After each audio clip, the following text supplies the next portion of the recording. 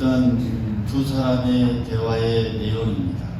한 사람은 질문하고 또 한 사람은 대답을 하는 그런 내용의 글 중에 이런 부분이 있어서 여러분들에게 소개합니다. 어떤 분이 물어요. 당신은 지금까지 예수를 믿어오면서 어떤 이득이 있었습니까?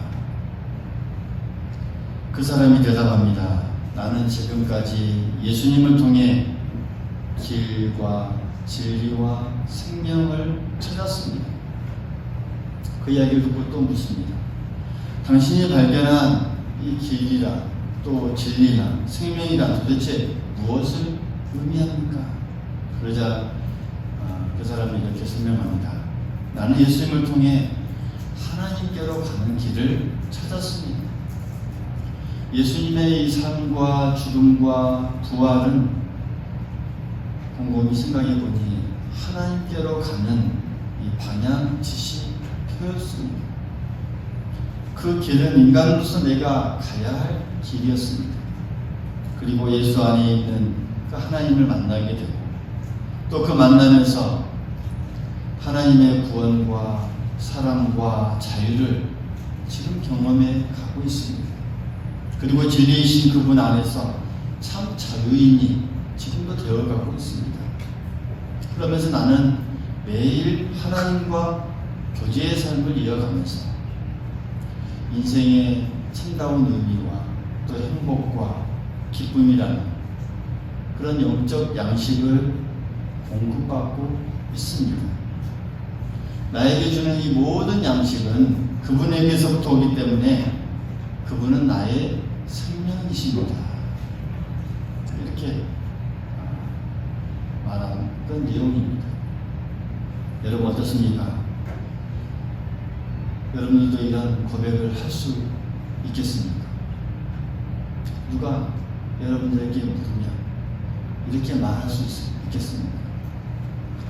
그러니까 신앙이 우리의 어떤 삶에 주는 의미이죠. 그 의미가 무엇인가 우리가 날마다 생각해야 하고 또 내가 어떤 의미를 가져준가를 날마다 우리가 묵상하고 또 깨달아야 하는 것 참 중요합니다.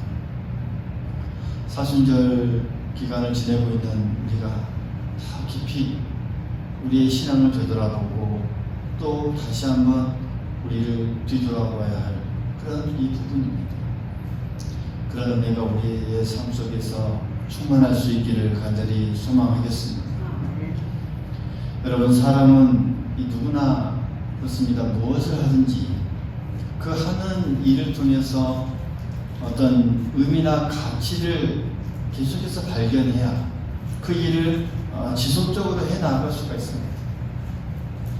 어떤 일을 해나가면서 그 의미나 가치를 내게 속에서 계속적으로 발견할 수 없다는 것은 그 일을 지속적으로 할 수 없다는 것과 같습니다.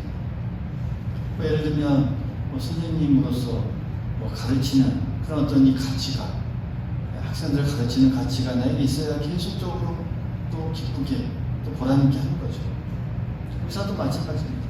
생명을 살리고 또 고치는 일이 나에게 큰 가치가 있는 것이죠. 소방대원이나 119 구급대원들도 마찬가지입니다. 경찰관들도 마찬가지죠. 정치하는 사람들도 마찬가지죠. 그러니까 각자 그 일을 통해서 이 가치를 발견해야 지속적으로 삶의 기쁨과 또 행복 가운데 그것을 해나갈 수 있는 것이죠. 그렇지 않을 때는 쉽게 포기하게 되고 또 삶이 답답한 그런 삶으로 이어지게 됩니다. 그러니까 신앙생활도 마찬가지이지 않나 생각해 봅니다. 그러니까 세상적인 것에서 세상적인 차원에서 얻을 수 없는 그 어떤 의미나 또 새로운 가치를 늘 발견해 나아갈 때 우리가 이 신앙이라고 하는 것을 더욱더 기쁘게 또 때로는 포기하지 않고 때로는 더 앞으로 전진하면서 나아갈 수 있는 것이죠. 우리는 예수 그리스도를 믿는 자들입니다. 할렐루야. 따라서 예수님을 믿는 이 가치가 우리 안에서 날마다 새롭게 발견되어져 나아가요.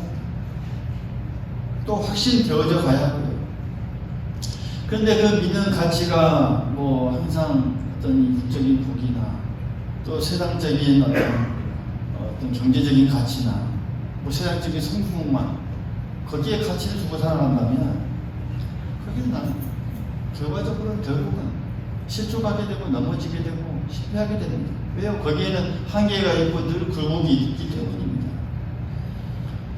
그러나 예수님을 통해서 우리가 이 세상의 것들 그 이상의 가치를 추구하고 또 바라보면서 향하면서 나아간다면, 그러니까 사람이 이 땅의 어떤 이 물질적인 것, 빵으로만 살 수 없다는 것을 깨달을 수 있다면 예수님을 우리의 유일한 친구요, 또 삶의 또 동행자요, 때로는 스승이요, 구주로 날마다 받아들이면서 기쁘게 살아갈 수 있다는 것이죠. 생각해 보십시오, 여러분. 얼마나 많은 사람들이 이 가치 때문에 목숨까지 아끼지 않았습니까? 우리나라만 해도 선교 초기에 얼마나 많은 사람들이 이 가치 때문에 또 순교하고 또 생명을 잃어갔습니다. 목숨을 버리면서까지 신앙을 지키려 했던 분들이 얼마나 많습니까? 그러니까 예수님을 믿는 가치가 거기에 있었기에 생명도 아끼지 아니하고 자신의 모든 것을 버려가면서까지 그것을 지켰던 것이죠. 소중히 여겼던 것이죠. 사랑의 원자탄이라고 불리는 손양원 목사님을 우리가 알죠. 아들을 죽인 사람을 양아들로 삼고, 그리고 믿음을 포기하라며 계속 협박당하고 순교를 당할 때까지 죽어가면서까지 찬송을 놓지 않았습니다. 찬송을 끝까지 불렀습니다. 그분이 처참하게 죽어가면서도 이 예수님을 포기하지 않았던 것은 분명히 이 땅에서는 발견하지 못한 거기에서 값진 것을 찾았기 때문이 아닐까요? 예수님을 통해 발견하는 그런 이 새 삶은 현실 세계를 넘어서 저 영원한 세상, 즉 하나님의 품 안으로 들어가는 것이기 때문에 그러한 삶을 그 어떤 피조물도 빼앗을 수 없습니다. 심지어 죽음까지도 빼앗을 수 없다는 사실이죠. 오히려 우리가 이 세상에서 때로는 핍박이나 그것으로 인해서 환난이나 고통이나 배고픔이나 심지어는 죽음은 더 하나님과 더 깊은 연대감을 갖게 해준다는 것을 우리가 많은 어떤 이 사건들을 통해서 우리가 깊이 깨달을 수 있는 부분입니다. 여러분, 삶이, 우리가 살아가는 인생이 단지 이 먹고 마시고 일하고 때로는 물질을 추적해 나가고 또 명예나 권력의 자리를 확보해 가는 것만이 다일까요? 그것만이 다겠습니까? 우리 인생이 아니라는 사실이죠. 그러니까 우리가 살아가면서 우리의 삶 자체가 그러한 것들이 인생의 전부라고 말하지 않습니다. 인간이 빵만으로 만족할 수 없다는, 만족하며 살 수 없는 그러니 또 다른 어떤 이 차원이 있음을 우리가 살아가면서 우리의 삶을 자체가 그것을 증명해주고 또 가르쳐 줄 때가 많습니다. 그러니까 우리가 살아가면서 인간 근원에 대한 이 질문들이 다가올 때가 있죠. 나는 어디로 가고 있는가? 뭐 이런 걸 우리가 생각해 볼 때가 있죠. 내가 어디로 가고 있을까? 나는 누구인가? 내가 가는 이 길이 맞나? 왜 살아야 하는가? 진짜 인간의 이 길을 걸어가고 있는가? 내 길을 잘 걸어가고 있는가? 그러니까 그러한 이 질문들이 우리에게 때로는 잔잔하게 들려옵니다. 아주 세미한 음성으로.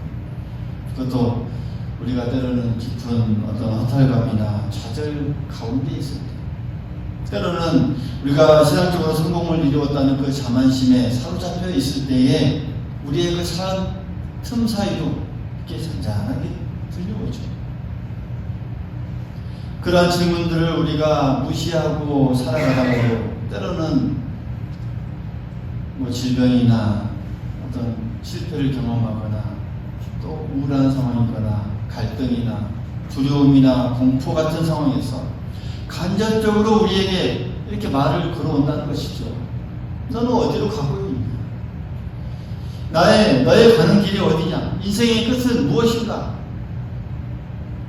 그럴 때 우리가 삶의 전력을 느끼고 또 정신이 번쩍 들면서 오늘 이 도마가 말한 것처럼, 질문한 것처럼 내가 어떻게 그 길을 알겠습니까? 라는 그런 같은 질문을 우리 또한 하게 된다는 사실이죠. 여러분, 삶이 그렇게 우리에게 말을 걸어오는 것은요, 이런 우리의 인생, 삶이 하나님께로부터 온 선물이기 때문입니다. 할렐루야. 이 삶은요, 하나님께서 주신 선물입니다. 하나님께로부터 온 선물입니다. 우리의 삶은 우리의 것이 아니며 하나님의 선물입니다. 그러니까 하나님이 주신 선물이, 그 선물이 때로는 왜곡되고 손상을 입어가고 의미 없이 소멸되어 갈 때는 그 영혼이 아파하는 것이죠. 그리고 울부짖고 고통스러워하는 것이죠.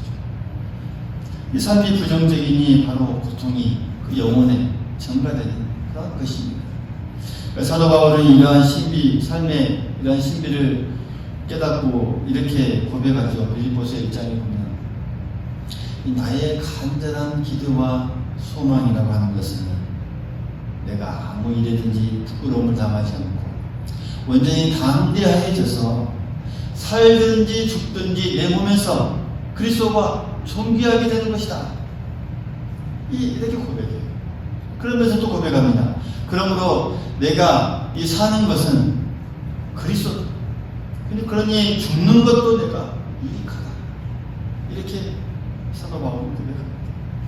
그러니까 삶의 전부가 예수 그리스도임을 그가 경험하면서 이렇게 간증하는 내용이죠. 그러니까 사람은 이 세상에 태어나면서부터 모두가 다 이 자기가 가야 할 길을 찾아 나섭니다. 그러나 대부분 사람들은 어떻습니까? 그 길을 어떤 육신적인 어떤 차원에서 그 길을 발견해 가려고 합니다. 이 기독교의 본질은 그렇죠. 육신적인 차원을 넘어서 영적인 차원으로 안내해 나가는 게 우리의 이 신앙, 기독교 복음이죠. 그러니까 기독교가 그런 이 임무를 수행하지 못할 때는 생명력을 잃게 되는 것이죠. 맛을 잃은 소금 덩어리가 되고 말합니다. 사랑하는 성도 여러분, 예수님은 그 모든 사람들이 찾고 또 가고자 하는 그 길입니다. 할렐루야. 그 길입니다. 예수 안에는 우리 자신이 예수 안에서 우리 자신의 이 길을 발견할 수 있는 것입니다. 예수님은 그 길을 열어놓기 위해 이 세상에 오셨고 그 길의 궁극적인 목적지를 마련하기 위해서 다시 아버지께로 가셨습니다. 우리는 예수 안에서 그 길을 발견하게 됩니다. 예수님이 제시하는 그 궁극적인 길의 종착지는 바로 하나님 아버지의 품입니다. 할렐루야. 하나님 아버지의 품. 오늘 본문에 보면 그 아버지의 품 안이 집으로 표현되고 있습니다. 아버지의 집. 오늘 말씀을 보면 내 아버지의 집에는 있을 곳이 많도다 말합니다. 그러니까 있을 곳이 많다는 것은 그렇습니다. 하나님 아버지의 무한한 넓은 마음을 의미합니다. 그 마음이 무한하게 넓다는 것이죠. 그러니까 아버지께서 용서 못하실 죄가 없고 그분이 받아들일 수 없는 죄인이 없다라는 사실. 거기에는 어떤 민족, 어떤 신분의 제한도 없습니다. 모든 사람을 다 품을 수 있는 그 넓은 마음이 바로 그곳에 있습니다. 모든 것을 다 받아주시는 바다와 같은 넓은 마음이 이 아버지의 집에 있다라는 사실을 지금 예수님은 말씀하고 있는 것이죠. 예수님을 따라다니는 제자들은 예수님을 통해서 바로 그 하나님을 믿게 되고 알게 되고 또 보게 되는 것입니다. 예수를 믿는다는 것이 곧 이 아버지를 믿는 것과 같은 의미라는 것을, 그러니까 이전과 다른 이 새로운 이해로 그들이 이제는 경험되어주고 있습니다. 그러니까 오늘 보면 이제 때가 되어서 예수님이 그들을 떠난다고 했을 때 이 제자들의 이 마음은 이제 두려움과 근심과 걱정이 가득했습니다. 왜요? 예수님은 그들의 어떤 신앙의 대상과 기반이 되었기 때문입니다. 그래서 예수님의 이 구제는 이 제자들에게 지금까지 가져온 신앙을 어떻게 내가 이어갈 수 있을까라는 그런 어떤 이 걱정과 불안감을 가져다 주기에 충분했던 것이죠. 당시 그들이 처해있던 이 사회적인 상황은 그렇습니다. 끊임없이 그들의 어떤 이 신앙에 도전해오고 이 사회는 반대되어져 가고 또 그것을 하지 못하게 막고 있는 여러 가지 상황들이 그들에게 직면해 있습니다. 만약 마음이 약해져서 불안한 상황에 넘어간다면 그의 신앙을 포기해버릴 위험도 있었던 것이죠. 그래서 오늘 예수님은 그 사실을 알고 제자들에게 하나님을 믿고 또 나를 믿으라. 하나님을 믿으니 또 나를 믿으라. 이렇게 말씀하신 것이죠. 그러니까 예수님께서 그들을 떠나시는 것은 그들의 믿음을 흔들리지 않는 그 영원한 곳에 바로 세우기 위함입니다. 그 아버지의 집에 신앙의 그 초석을, 정초를 흔들리지 않고 우리의 신앙을 바로 그곳에 바로 세우는 그곳을 바로 이 눈에 보이는 것이 아닌 눈에 보이지 않는 영원한 곳에 두어야 한다라는 것을 오늘 말씀에 우리에게 주님은 말씀해 주고 있는 것입니다. 그 영원한 곳이 아버지의 품입니다. 아버지의 품입니다. 우리의 신앙의 그 정초를 그곳에 두어야 합니다. 예수님은 제자들과 함께 하면서 그들을 그곳으로 인도해 가셨습니다. 그 아버지의 품으로 인도해 가는 방법을 알려주셨고 길을 쭉 인도해 가셨어요. 물론 그들은 이해하지 못했죠. 잘 이해하지 못했어요. 그러니까 오늘 이 제자 도마가 이렇게 질문하는 것이죠. 주님, 우리가 주님께서 어디로 가시는지 모르는데 어떻게 그 길을 알겠습니까? 이렇게 질문하는 것이죠. 그러니까 도마는 예수님께서 가시는 그 길이 자신이 앞으로 신앙의 목적지를 삼고 걸어가야 할 그 길이요, 자신이 장차 가야 할 길임을 이 도마는 알지 못했습니다. 제자 빌립도 하나님을 보여달라고 오늘 말하고 있습니다. 주님, 우리에게 아버지를 보여주십시오. 그러면 좋겠습니다. 예수님께서 다 보여주시는데도 말이죠. 예수님은 빌립에게 따로 보여줄 아버지는 없고 예수님 자신을 통해서 나타낸 보인 그 분이 빌립 너가 보기 원하는 그 아버지다 라고 오늘 설명하면서 이렇게 말씀하고 있습니다. 사랑하는 성도 여러분, 우리 신앙의 초석은 하나님 아버지십니다. 할렐루야. 그 아버지께 우리의 삶의 모든 뿌리를 깊이 내릴 때 우리의 살아가는 그 인생의 의미, 그 목적을 우리가 붙잡게 될 수 있을 뿐만 아니라 죽음의 문제까지라도 다 문제되지 않게 된다라는 사실, 우리 모두 기억할 수 있기를 간절히 소망하겠습니다. 우리가 사는 이 세상은 우리의 그 삶의 근거를 하나님께 뿌리 내리지 못하도록 늘 막습니다. 하나님께 그저 뿌리 내리도록 허용하지 않습니다. 우리가 살아가는 세상은 오히려 때로는 회의가, 무의미, 갈등만을 더 증폭시킵니다. 따라서 우리는 인생의 그 의미와 이해를 지속적으로 새롭게 해 나아가야 하고 발견해 나아가야 하고 또 확신해 나아가야 합니다. 새롭게 사순절에 우리가 더 깊이 이것을 해 나아가야 부분이기도 합니다. 이것을 우리가 포기하면 세상으로 말미암아 우리가 신앙이 흔들리게 되고 때로는 마치 이 뿌리채 못 펴 버리게 되는 것이죠. 신앙이. 사랑하는 성도 여러분, 하나님은 결코 과거의 존재가 아니십니다. 할렐루야. 현재, 현존하시는 하나님은 현존하십니다. 그분이 우리를 만나시기 위해 지속적으로 계속 찾아오시는 분이십니다. 늘 만나기 위해 우리에게 녹화하고 두드리고 우리에게 찾아오기 위해 지속적으로 우리에게 늘 찾아오시는 분이십니다. 우리의 삶의 뿌리를 이 하나님 아버지께 깊이 내릴 수 있는 길은 오직 한 길밖에 없습니다. 우리의 영혼의 이 창을 통해 말씀으로 우리에게 늘 찾아오시는 그 예수님을 만나는 일입니다. 할렐루야. 예수님을 만나는 일. 예수님께서 오늘 제자들과 함께 그 일을 하셨습니다. 하나님께로 인도하는 길, 하나님께로 가는 그 길을 예수님이 제자를 통해서 보여주셨고 제자들에게도 가르쳐주셨습니다. 예수님 안에서만이 우리의 신앙에 이 새로움이 있고 또 쇄신이 있고 또 세상이 주는 어떤 무의미나 회의감을 언제나 우리가 극복해 나아갈 수 있다는 것이죠. 예수님만이.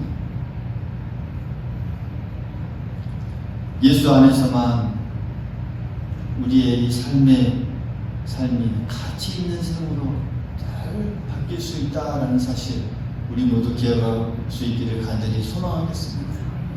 오늘 이 제자들은 그것을 모르고 이렇게 질문하죠. 예수님께 질문합니다. 이 제자들이 했던 이 큰 두 가지의 질문, 그 길을 어떻게 알 수 있겠습니까? 라는 이 질문과 우리에게 하나님을 보여주십시오 라는 이 요청. 어떻게 보면 인간의 자아 속에 깊이 늘 차지하는 질문들이죠. 그렇지 않습니까? 많은 사람들이 가슴 속에 깊은 자아 속에서 늘 질문하는 이 질문입니다. 우리가 그 길을 어떻게 알 수 있겠습니까? 하나님 아버지를 우리에게 보여주십시오 라는 이 질문. 이 질문은 두 개이지만 사실상 의미는 하나입니다. 그 해답은 예수 그리스도십니다. 할렐루야. 예수 그리스도께서 이 땅에 오셔서 그 길을 보여주셨고 또 하나님 아버지를 보여주셨고 예수님을 통해서만 그 길을, 인생의 길을, 참다운 길을 우리가 걸어갈 수 있고 예수님을 통해서만 우리가 하나님 아버지를 볼 수 있습니다. 할렐루야.